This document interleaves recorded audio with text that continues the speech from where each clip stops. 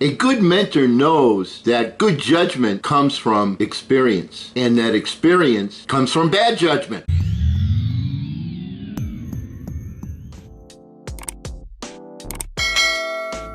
Hello again, everyone. I'm Eli's dad with Project Eli, where we educate, we lead, and we inspire. And today, our personal development journey is going to be two stories. One which you may know, another one you may not know. One comes from Washington, the other comes from China. So here we go. The first story is called The Emperor's New Clothes, or as I like to think of it, the Donald's New Outfit. Here's our story. Two swindlers arrive at the capital city of an emperor who spends lavishly on clothing at the expense of state matters. Posing as weavers, they offer to supply him with magnificent clothes that are invisible to those who are stupid or incompetent. The emperor hires them, and they set up looms and go to work. A succession of officials, and then the emperor himself, visit them to check their progress. Each sees that the looms are empty, but pretends otherwise to avoid being thought a fool. Finally, the weavers report that the emperor's suit is finished, and they pretend like they're dressing him up, and he sets off in a procession before the whole city. The townsfolk uncomfortably go along with the pretense, not wanting to appear inept or stupid, until the child blurts out that the emperor is wearing nothing at all.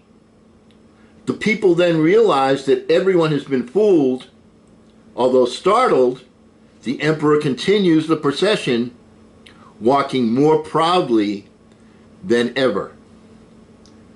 Is that not the scenario that we find ourselves in today, where we have an emperor who is saying something that is obviously not true, and as of this writing has not agreed to, at the very least, provide the president-elect with information that he's going to need to have, because the founding fathers knew that a transitional period needed cooperation in order for this experiment, which we call the United States government, to be a success. And what's happening? Well, he's saying this and he's saying that, and all of the, not all, but many of the cronies are saying, yeah, hey, that's a nice looking suit. I agree with that.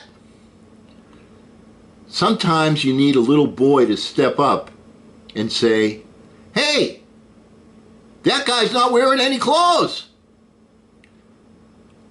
And what's the most disappointing of all isn't the fact that the emperor is spreading this news. What's the most disappointing of all is that people that are in positions of leadership and power are agreeing to it blindly. We need people to step up, and the first rule of leadership, is taught to me by my mentor, Bob Anderson, is leaders lead. Let's talk about our second story. Our second story is a little bit more modern. That first one was, of course, from Hans Christian Andersen, The Emperor's New Clothes, which in and of itself has become an idiom for this very scenario. Let's move on to our second story, which is from one of my favorite TV shows of all time, Kung Fu, starring David Carradine, one of my favorite shows. In this particular episode, young Caine, not the old guy, but the young Caine, is with his master, and he comes in and he says, "Master, there's a man at the gate who is very injured." And the master says, "Well, young Caine, bring him in. Let's take a look." So they bring the man in, and the man has a covering around his hand, and he's crying and moaning and in obvious distress and pain. His wife is with him, and he says, and the master says, let me see. And he opens up his hand, and his hand, one of his fingers, his pinky finger, has been removed from his hand. And his wife says, "I've been told that you can help." And the master says, well, why don't you go and come back tomorrow and we'll see what we can do. And she says, I have work to do. And so does he. And she takes off. Anyway, the injured man comes with the master and they go into the temple. And while he's giving him comfort and cleaning the wound a little bit, he says to the man, so how did this happen? And he says, oh, master, I was gambling. I was playing cards and I ran out of money. And I had this, absolutely the winning hand, the winning cards. And my opponent made a bet and I couldn't call. And he said, well, I'll let you call if you give up your finger if you lose. And I lost the bet. And here I am without a finger. The master continued to look at the man's hand, and he looked him in the eye, and he said, I'm afraid we're a little bit late to save your hand. But in order to save your arm, what we have to do is we have to cut off your hand at the wrist. No, no, no, no, I can't do that, I can't do that. The man screamed, I can't give that up. I can't give that up. And just at that moment, a crow came to the window of the temple and started squawking. And the man looked up at the crow and he said, I can't give up. The spirit is telling me not to give it up. Well, the master said, okay, there's not much I can do. Time went along and the situation got worse and worse and worse, and the man was screaming in agony and in pain.